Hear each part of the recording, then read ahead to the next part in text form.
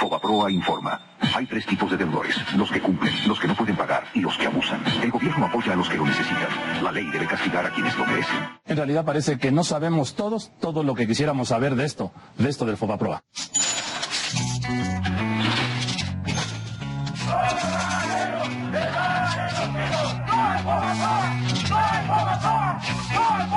Fobaproa, una palabra que está en todas las bocas, que suena en todas las voces.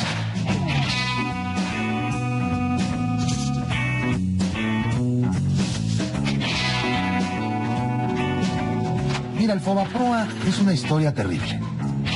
Más de 100,000 millones de dólares. Más de 1 millón de millones de pesos que tiene que pagar el pueblo de México. La deuda actual son aproximadamente 700,000 millones de pesos.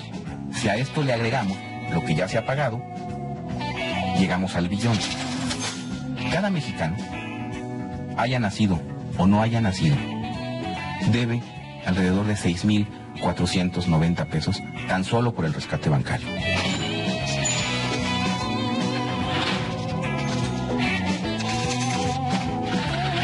En 1995 los bancos estuvieron a punto de quebrar. Las malas decisiones del gobierno de Zedillo provocaron una gigantesca crisis y quienes teníamos créditos ya no pudimos pagar. El gobierno rescató los bancos a través del Fobaproa, pero mucho de ese dinero no lo necesitaban los bancos o fue usado tramposamente por los que eran sus principales dueños. Hay que recordar que en la década de los 80, pues el presidente López Portillo había estatizado la banca. He expedido en consecuencia 2 decretos.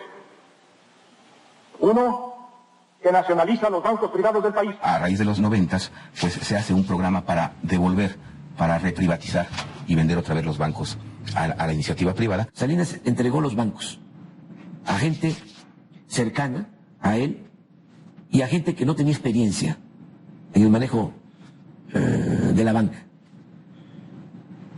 Un banquero en aquel entonces expresó: yo que siempre soñé con robarme un banco y ahora me lo entregan para que yo lo maneje. Un banco, pues, capta recursos y presta dinero. Pero el dinero que presta no es de él, es lo que capta de los depósitos de la gente. Entonces, por obligación, todos los bancos tienen que tener un seguro de depósito. Es decir, tienen que tener un seguro por si quiebran, para que haya alguien que les devuelva el dinero a la gente, porque finalmente están prestando el dinero de la gente. El Fobaproa era eso, era el seguro de depósito de los mexicanos. Y era un seguro, era un fideicomiso privado que administraba el Banco de México y que los recursos provenían de los propios bancos. El Fondo Bancario de Protección al Ahorro protege tu economía y el futuro de nuestros hijos.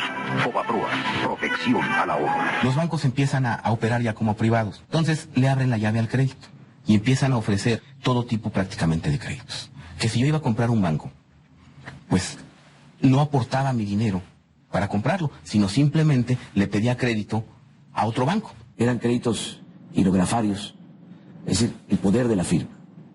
O sea, nada más firmando. No tengo capital, no tengo una institución fuerte, sólida, con recursos que respalden mis actividades, y además le abro la llave al crédito, pues es una combinación muy peligrosa. Los bancos empiezan a prestar, hay una competencia desaforada, toman una mayor cantidad de riesgos, desvían el crédito de actividades productivas propiamente tales hacia el consumo, como las tarjetas de crédito, las importaciones, etcétera, y entonces se empieza a deteriorar la calidad de sus carteras. Esos deudores de pura firma son ricos, ¿eh? No son clase media, no. Esos ricos que nada más firmaron y les dieron el crédito, se les revolucionó también el crédito, pues no pagaron. Eso no pagaron nada. Eso lo estamos pagando nosotros. Pero además, hacia finales de 94, por errores en la conducción de la política económica en ese momento, pues estalla una crisis en México sin precedentes. Empieza a irse el dinero, los dólares del país, desde marzo. El entonces presidente, o por lo menos que fungió como presidente, completamente ilegítimo, Carlos Salinas de Gortari, controla el tipo de cambio y no lo deja caer para que no haya una turbulencia preelectoral. Un buen día, viene una acometida especulativa y resulta que el gobierno mexicano tenía 29,000 millones de dólares colocados en bonos que tenía que pagarlos cuando se los exigiera y no había dólares para pagar. Entonces el país queda en una bancarrota financiera. Las tasas de interés por la incertidumbre saltaron al cielo.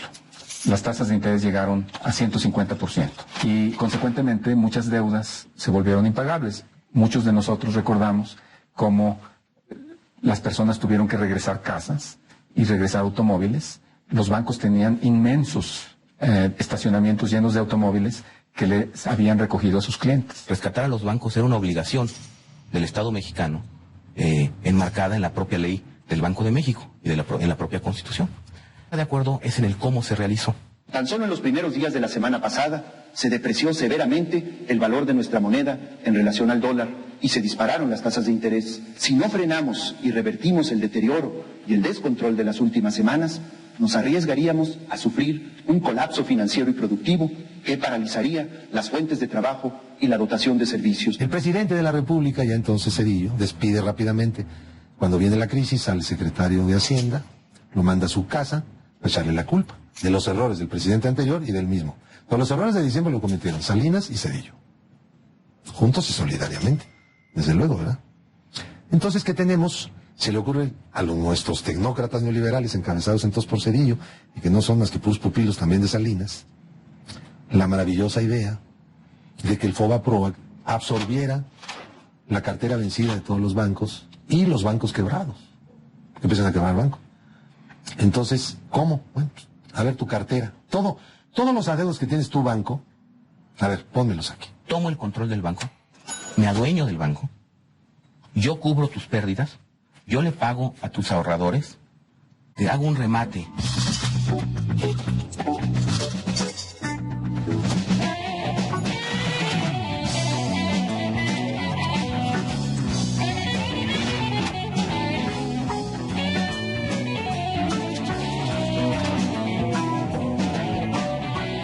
Sin embargo, había otros bancos que, ya sea porque estaban bien o estaban más o menos bien, o los análisis en esa época decían que era viable que siguieran existiendo, que siguieran funcionando, el FOBAPROA concibió un programa que se llamó Capitalización y Compra de Cartera, que además, paradójicamente, es la parte más ilegal del rescate bancario.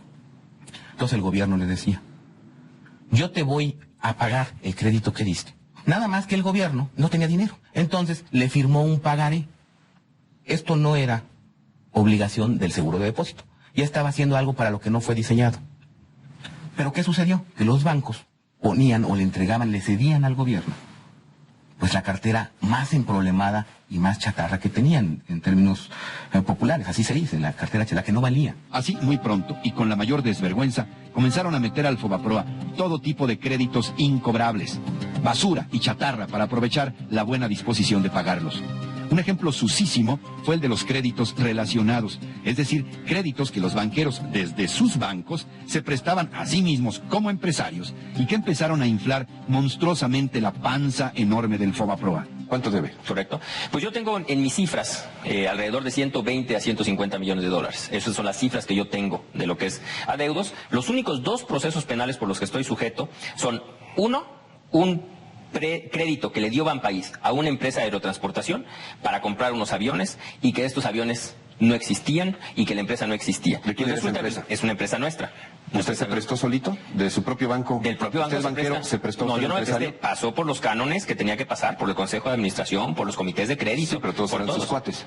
No sabíamos de qué tamaño era esto, porque no habían dado información. Y empezamos una lucha para que nos informaran cuánto debíamos sin saberlo. ¿Me entiendes? Como pueblo, pues. La pregunta que se ha hecho insistentemente en este recinto el día de hoy, yo la retomo. ¿A cuánto ascienden el día de hoy los pasivos totales brutos del FOBAPROA, ciudadano secretario?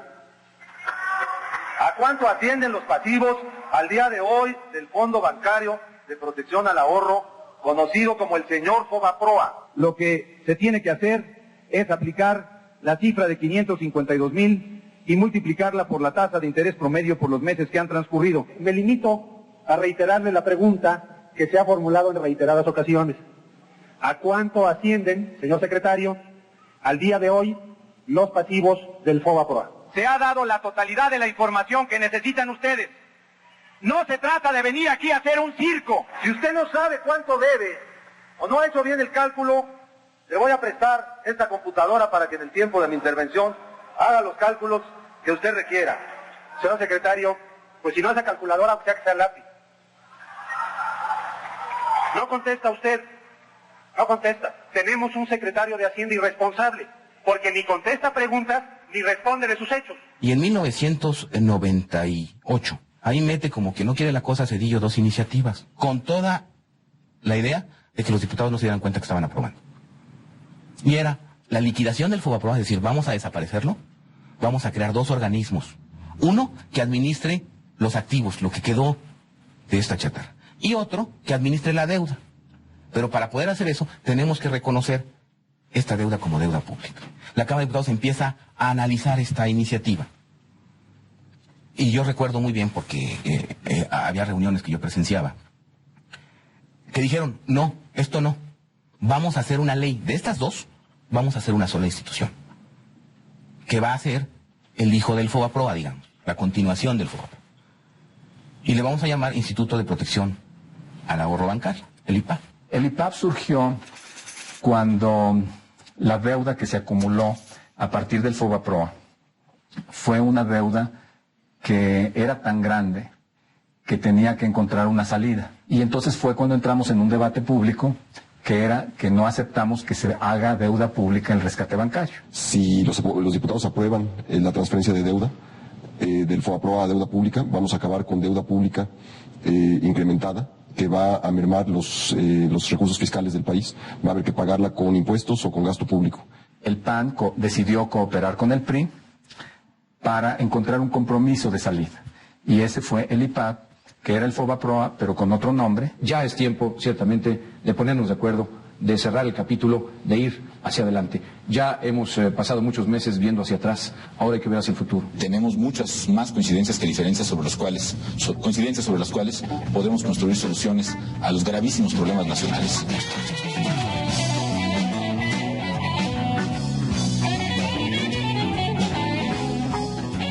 Y el PAN, como Calderón se lo hizo saber muchas veces directamente a López Obrador, dijo que los mexicanos no iban a cargar con esa deuda porque era inconstitucional. Ese era el planteamiento del PAN y de Felipe Calderón.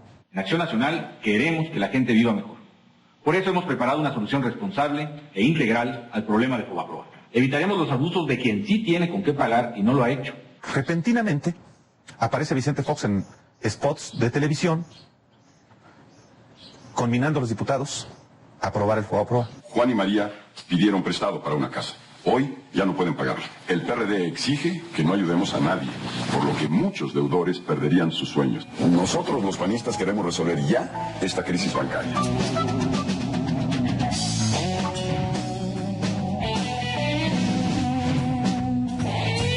Y al final de cuentas, todos se alinearon. Por ejemplo, Roberto Hernández de Banamex le da dinero al PRI, le da dinero al PAN. Roberto Hernández fue un gran promotor de la campaña foxista, por debajo del agua, porque tenés 2 veladoras prendidas, pero la banca apoyó mucho a Vicente Fox en el 2000, entonces tiene un compromiso ahí muy marcado. No los puede atacar directamente. Perdería mucho apoyo, y de hecho el PAN podría perder apoyo para la próxima elección. ¿El director del Banco Nacional de México está de acuerdo que quien la hizo la pague? Desde luego que sí, yo creo que toda la información que tenemos al respecto puede poner muy claro los números y las personas que han participado. Cuando gana el presidente Fox, le da su casa o una oficina en las Lomas para que despachara, ya como presidente electo. El primer descanso del presidente, su vacación después de la elección de julio, la pasó en una isla que tiene Roberto Hernández del Caribe.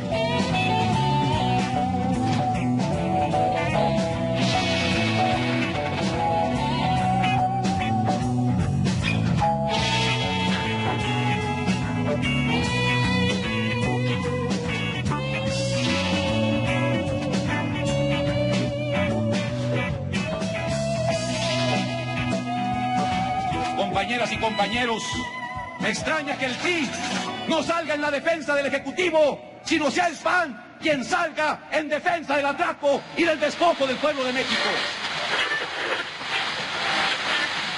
Ya lo vamos a ver ahora en noviembre con quién van a votar ustedes. Pero vamos. Es muy sencillo. Pero no es así de sencillo. Sí, a mí me habló el señor Gurría y me dijo, ya hay un acuerdo con el PAN básicamente para resolver el asunto del Fobaproa. Y ustedes acordaron con el gobierno resolver el asunto del Fobaproa sin castigo a los responsables y sin que estén las auditorías. A ver, nosotros no vamos a aprobar el Fobaproa, Andrés Manuel. Bueno, primero los panistas y los priistas en la Cámara de Diputados hicieron una ley, la ley del IPAF, en donde obviamente pretendían sepultar, enterrar el asunto del Fobaproa y con ello enterrar los crímenes contra la economía nacional y los crímenes contra la economía popular, y entonces crearon la ley del IPAF. Los dos partidos políticos que representan los intereses del gran capital financiero y bancario pretenden legalizar lo que a todas luces ha sido ilegal. Los legisladores del PRI rechazamos la culpabilidad que quieren imputar a mi partido y a mi gobierno. Con tal de hacer el debate más importante de esta legislatura, a espaldas de la población, no se dudó en agendarlo precisamente hoy, Día de la Virgen de Guadalupe. Tal vez con la esperanza de que el fervor religioso de nuestro pueblo va a impedir que se entere de lo que se pretende consumar en su contra. El PAN no ha hecho aquí más que una cosa: hacer viable el proyecto más antipopular de pasarle al pueblo toda la deuda del Fobaproa.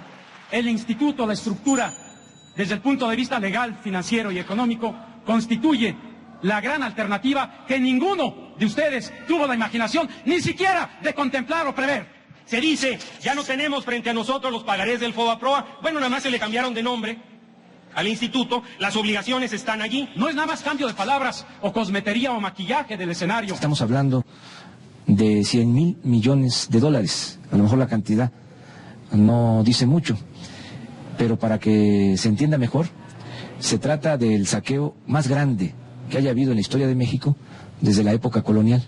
Prominentes políticos panistas como Diego Fernández de Ceballos, Vicente Fox y otros más están vinculados con manejos turbios de la banca. Y aquí el tema central, vuelvo a insistir, aunque parezca reiterativo, exactamente. Aquí el tema es, ¿van a aprobar el dictamen con el PRI a principios de noviembre sobre el Fobaproa, sí o no? Sí. Ah, perfecto, ya está. Ya le dijo que no.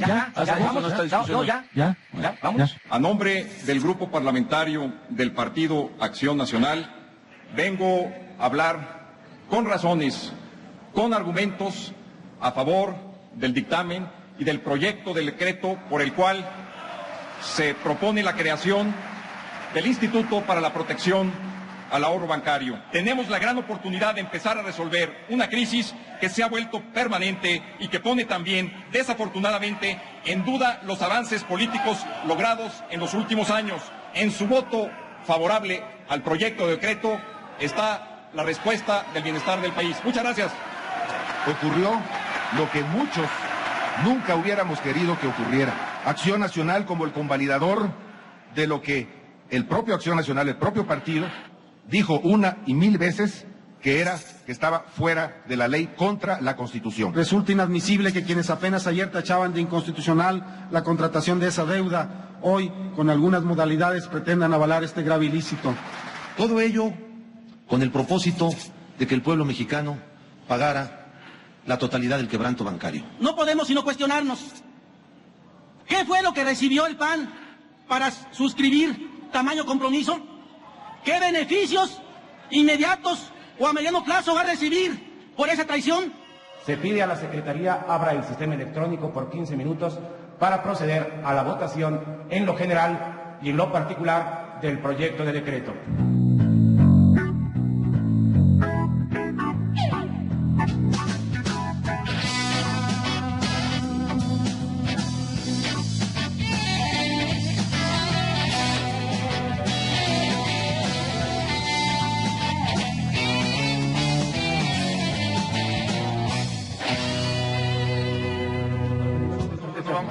Aprobó Andrés Manuel. 325 votos en pro, 159 en contra y una abstención. Aprobado en lo general y en lo particular el proyecto de decreto por el que se expide la Ley de Protección al Ahorro Bancario. El gobierno tenía en promedio que salvaguardar 1,000 pesos por mexicano. ¿Cómo es que por salvaguardar 1,000 pesos acabamos debiendo 6,500? Pues no me ayudes, compadre. ¿Dónde quedaron los otros 5,500? Pues evidentemente en los bolsillos de los banqueros o de muchos funcionarios. Usted, Jorge de la Rosa, desde Texas, se llama y dice, ¿por qué no confiesas? ¿Por qué no reconoces que tú fuiste uno de los que aprobó el FOBAPROA? Pues porque yo no era diputado, pero además porque yo no lo creo. Es un peligro que pudo ser atenuado precisamente a través de un mecanismo para proteger los ahorros de los ahorradores. Calderón se presenta como un político exitoso al frente del PAN. No menciona deliberadamente un dato clave de su gestión. ¿Cuándo? El 12 de diciembre se aprobó el FOBAPROA. ¿Cuándo se convalidó ese saqueo que los mexicanos seguimos pagando? Que es algo que tampoco menciona. Yo le formulé una pregunta la semana pasada, muy clara. Ya que habla usted tanto de endeudamiento, ¿a cuánto asciende la deuda interna del gobierno federal? Se escabulló Felipe Calderón. ¿Por qué? Pues porque no le conviene que se sepa, que los ciudadanos sepan que él, como presidente del PAN, instruyó a sus diputados para convalidar este saqueo. Él, Felipe Calderón, junto con los diputados del PAN, hipotecó el futuro de México. Dice Patricia Flores de López de Platero, ¿con qué moral te atreves a decir que López Obrador endeudó a la Ciudad de México cuando tú apoyaste el FOBAPROA? Pero yo que autoricé en ese punto, acabar pronto. Finalmente se enfrentó por parte del gobierno anterior de Cedillo y eso ha permitido, entre otras cosas, que haya una estabilidad económica como no ha vivido México y sin precedentes. ¿Dónde está el dinero? Esa es la pregunta que hoy nos hacemos millones de mexicanos, que con nuestros impuestos pagamos la deuda del FOBAPROA. Una deuda que, para empezar, no es nuestra, pero que el gobierno ha decidido que seamos nosotros, los ciudadanos comunes y corrientes, quienes paguemos los errores y los abusos de unos cuantos. Y de pronto, esas deudas privadas se convierten en deuda que contraemos todos los mexicanos. Y el PAN, que había dicho que no iba a haber impunidad, la convalidó.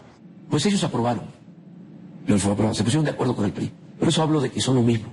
Fox presionaba mucho el comité ejecutivo del PAN, él ni siquiera era del comité ejecutivo, pero siendo gobernador de Guanajuato asistía a las reuniones y les exigía que apoyaran el plan FOBAPROA, el plan del IPAP, el plan de asumir las pérdidas, porque si no, pues como los empresarios iban a pagar sus propios quebrantos, no puede ser. Cuando se aprobó la ley del IPAP, formalmente se convirtió en deuda pública, nos guste o no. Por eso el PRD se oponía tanto. No se oponía al rescate, pero se oponía a la forma como se había hecho y además lo que quería era revisar todo el rescate. ¿Ustedes creen que es poca cosa que los diputados del PRI y del PAN hayan aprobado el FOBAPROA, que son 100,000 millones de dólares, que es una deuda que vamos a heredar a 2 generaciones? Pasa el tiempo y en el 2001, cuando viene este escándalo de la venta de Banamex, me llega a mí el Bank Report, así se le llamó a los reportes estos de banco, y claramente leo que Banamex no requería de apoyos gubernamentales. Aquí lo evidente es que los accionistas de los bancos y los grandes deudores fueron los verdaderos beneficiarios del FOBAPROA. Es el caso de Banamex, que luego fue vendido a Citigroup en 120,000 millones de pesos. En esa época se le compraron algo así como 18,000 millones de pesos, que ahorita nos cuestan casi 100,000 por los intereses, cuando el banco no lo requería. Y lo que es lo principal es que se actuó a tiempo y se actuó con responsabilidad, con oportunidad. Las acciones que tomó el gobierno federal a través del FOBAPROA justamente fueron encaminadas a preservar el ahorro de los mexicanos, a preservar el aparato productivo y a preservar el nivel de empleo. Nada más de intereses reales, que no son todos los intereses, cada año del presupuesto se destinan alrededor de 50,000 millones de pesos. Eso no te significa que la deuda la estás pagando. La deuda sigue siendo de 80, de 90,000 millones de dólares. Estamos hablando nada más del FOBAPROA. Los que en realidad fueron salvados pues fueron los dueños de los bancos, que mantuvieron su posición en los bancos y que al cabo de varios años pues fueron vendiendo esos bancos a nuevos dueños. Y lo que estamos haciendo ahora es integrarnos a un campeón global, a un campeón mundial. Vendieron el banco en 12,000 millones de dólares y no pagaron un centavo de impuestos. Pero con algo más grave, que el banco se vendió en 130,000 millones de pesos. Bueno, los apoyos que en su momento le había dado FOBAPROA al banco ascendían aproximadamente a 73,000 millones de pesos. O sea, el banco valía eso porque el gobierno lo había ayudado. Además, otra cosa reprobable, todo el patrimonio cultural de Banamex. casas coloniales, pinturas, todo esto se iba a sitio. Entonces nos parecía absurdo, escandaloso, ofensivo y todavía sin pagar impuestos. ¿Cómo te lo explico? Si en vez de que Citigroup comprara Banamex, Banamex hubiese comprado a Citigroup, hubiese sido al revés, en Estados Unidos tenían que haber pagado mínimo un 30% de impuestos. Es decir, por una operación de 12,000 millones de dólares o de 120,000 millones de pesos, tenían que haber pagado alrededor de 30,000 millones de pesos de impuesto.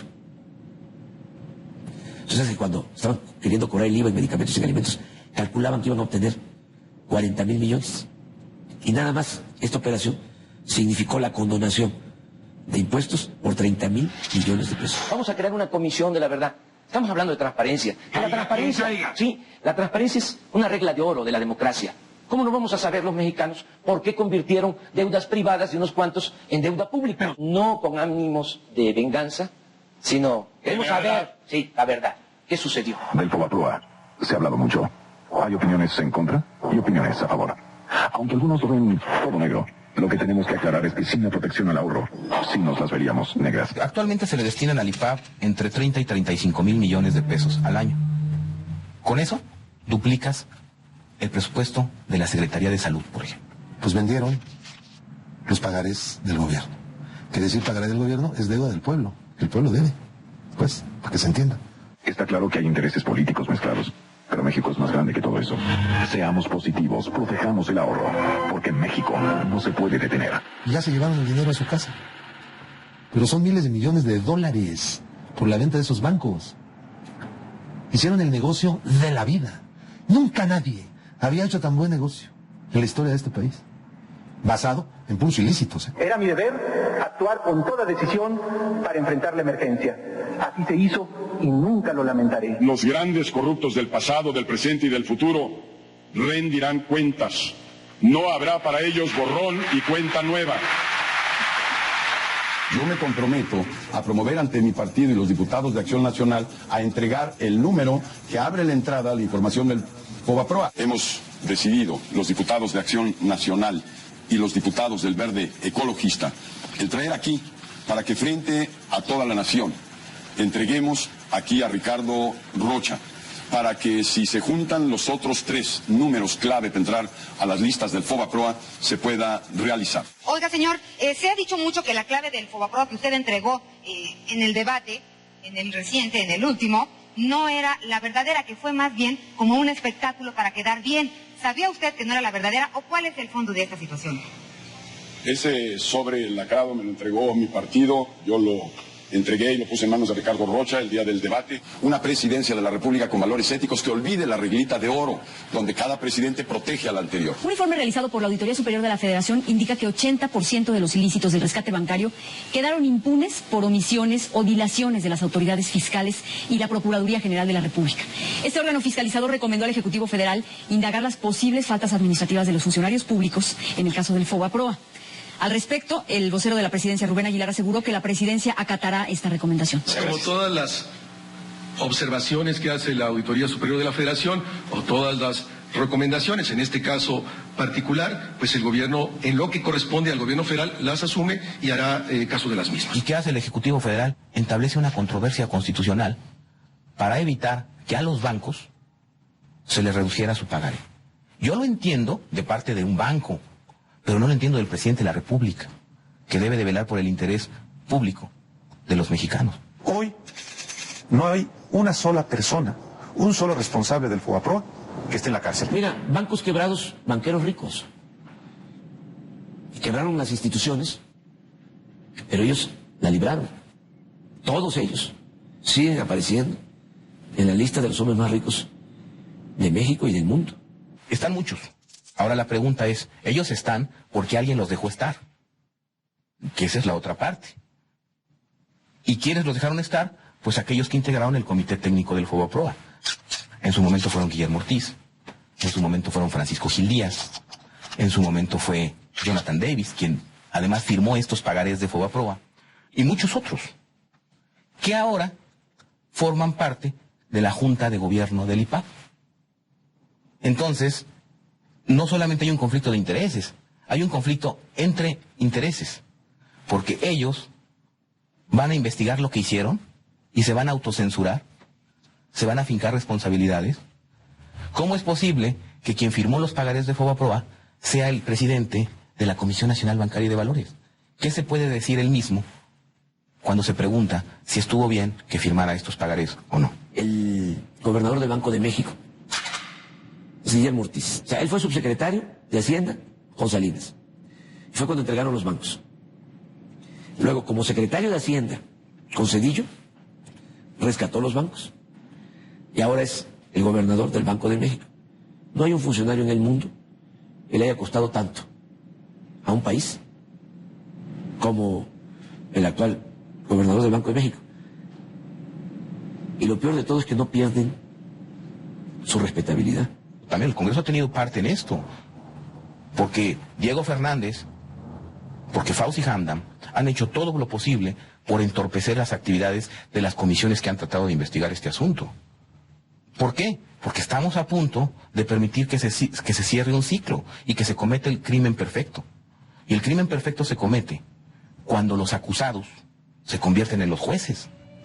Y eso es lo que está pasando. A ver, nosotros no vamos a aprobar el Fobaproa, Andrés Manuel. Vicente Fox, con Acción Nacional, oportunidades y soluciones para todos. Bueno, menos para los corruptos.